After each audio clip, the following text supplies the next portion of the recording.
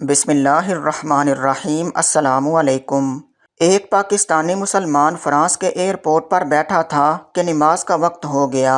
اس نے وضو کرنا شروع کیا۔ جب وہ وضو کر رہا تھا تو اتفاق سے وہاں سے ایک فرانسیسی ڈاکٹر کا گزر ہوا۔ وہ مسلمان کے وضو کرنے کے طریقے کو دیکھ کر حیران ہوا اور پوچھا کہ آپ کس ملک سے تعلق رکھتے ہیں؟ مسلمان نے کہا کہ میرا تعلق پاکستان سے ہے۔ پھر ڈاکٹر نے پوچھا کہ پاکستان میں کتنے پاگل خانے ہیں؟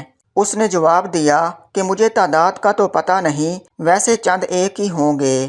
ڈاکٹر نے کہا کہ یہاں پر بہت زیادہ پاگل خانے ہیں اور میں یہاں کے ایک پاگل خانے کے ہسپتال میں ڈاکٹر ہوں۔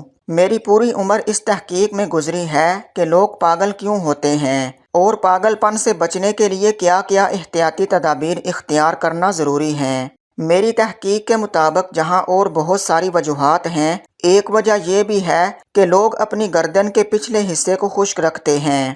کھچاؤ کی وجہ سے رگوں پر اس کا اثر ہوتا ہے۔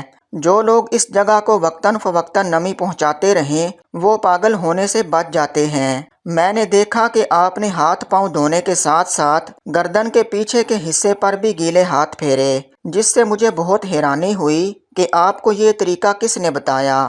اس مسلمان شخص نے بتایا کہ وضو کرتے وقت گردن کا مسح کیا جاتا ہے اور ہر نمازی دن میں 5 مرتبہ گردن کا مسح کرتا ہے، اور یہ بات ہمارے پیارے نبی حضرت محمد صلی اللہ علیہ وسلم نے ہمیں بتائی ہے۔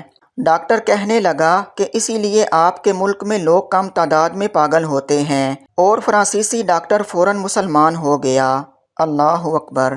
ایک ڈاکٹر کی پوری زندگی کی تحقیق نبی صلی اللہ علیہ وسلم کے بتائے ہوئے ایک چھوٹے سے عمل پر آ کر ختم ہو گئی۔ ناظرین، اسلام ایک مکمل ضابطۂ حیات ہے جس پر عمل کرنے سے انسان دنیا اور آخرت دونوں میں کامیاب ہو جاتا ہے۔ اللہ پاک ہم سب کو دین اسلام پر عمل کرنے کی توفیق عطا فرمائے، آمین۔